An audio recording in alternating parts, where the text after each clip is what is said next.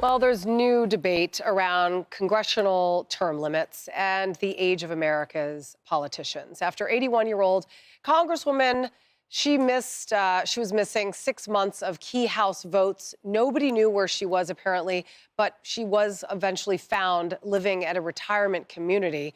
Texas Congresswoman Granger has been AWOL on the House floor for months. Her office claims that health challenges have made travel to Washington, quote, difficult. That's all they offered for an explanation. Meantime, her son telling local outlets that she's been dealing with, quote, dementia issues and has experienced a very rapid decline since moving into the retirement facility. The question here is, why are we just learning about this now? 81 years old. She voted as recently as July, Kennedy? Yeah. July. Yeah. And she wasn't in Washington, and nobody bothered to check to see where she was. Dementia doesn't happen overnight. This has been someone who's been suffering from this for a while. She does, and her family say that she has declined quite a bit since September, but she voted in July. Yeah, so why is she still holding the office? You know, it's like, what does it take to remove someone? Because that's an abdication of responsibility, and the people in her district deserve to be represented in Congress. If she can't do it, and she clearly cannot, if her son is admitting that she has dementia issues, then she shouldn't be serving. Step aside. I mean, what is the removal process like? We hear about, the 25th Amendment for the president, but... Yeah, you have to vote on it in the House. But if that case was made, that I'm sure everybody would vote for it. Problem is, yeah, she was well enough to show up at Congress for the unveiling of her portrait. But as we were talking about, Nicole and I were talking about, she didn't vote that day because I don't think she was necessarily capable of voting.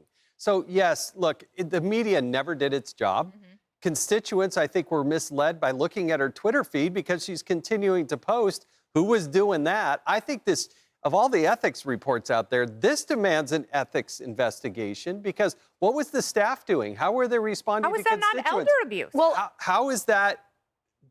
That is so misleading to the constituents and the people that she represents in Texas. First of all, talk about elder abuse, talk about misleading to the American public, because this is not our only elected official. Ever heard of Joe Biden? I mean, seriously.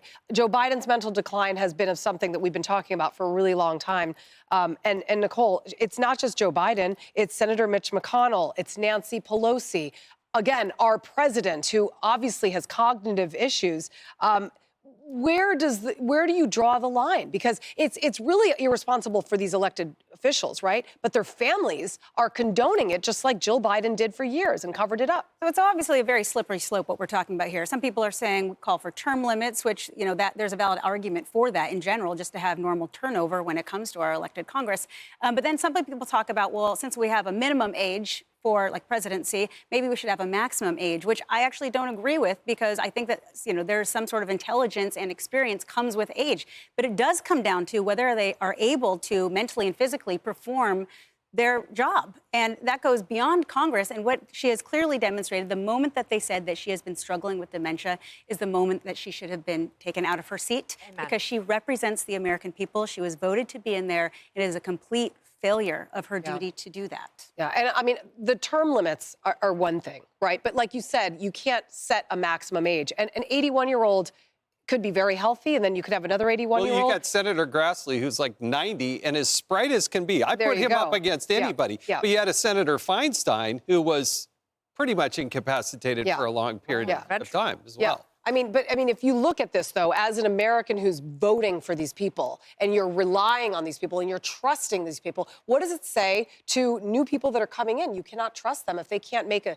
educated and wise decision to pull themselves out when they're no longer capable of serving their country. Well, and that's the key point here. And listen, I'll just say, as a Gen Zer, I'm actually pretty sympathetic towards term limits because I'd like to see some more representation in Congress. And I think it's been made very clear that people will not give up political power unless they are literally forced to. We wouldn't even need to have conversations about term limits if people didn't choose to become career politicians. They are supposed to be public civil servants.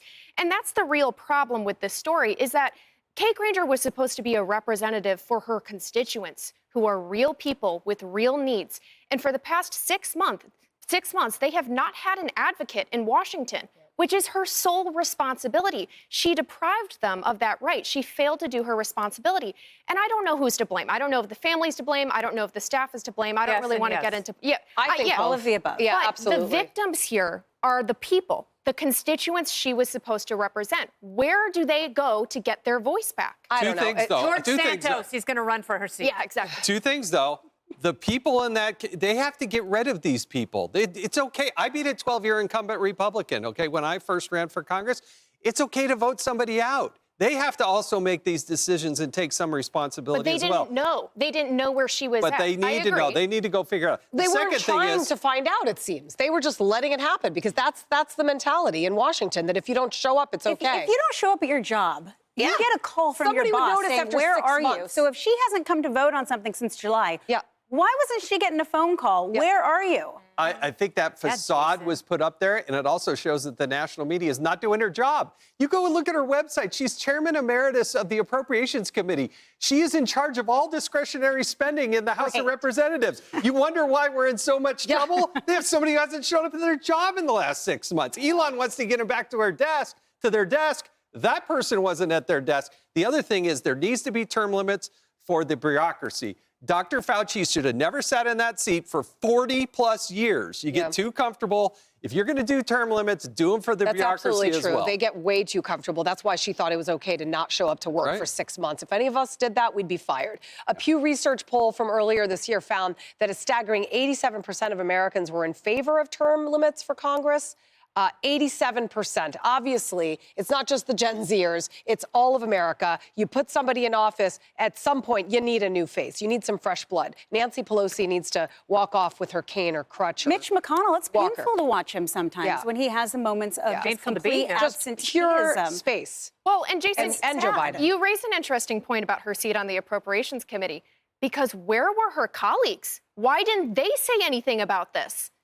Why did the media have to report it? Why has everyone just been completely silent on her whereabouts? She's not the only one. I'm sorry, but Congressman Scott is on the Democratic side of the aisle. He is not able to fully function. That's my personal opinion. And maybe they actually did know, but because the Republicans have such a slim majority, they didn't want to chance the fact that she might not have her seat. Like, there may be some deceit happening but here. Again, people you very answer to the American people. They know. They know. Yeah, and they know. This is the problem, though. Right. You answer to the American people. You do not answer to the GOP party apparatus. You do what's best for the constituents first and foremost, always. Well, that's not what the Biden administration, they knew for years of his cognitive decline, and they covered it up. And so that's the Washington we have been dealt. Hey everyone, I'm Emily Campagno. Catch me and my co-hosts Harris Faulkner and Kaylee McEnany on Outnumbered every weekday at 12 p.m. Eastern, or set your DVR. Also, don't forget to subscribe to the Fox News YouTube page for daily highlights.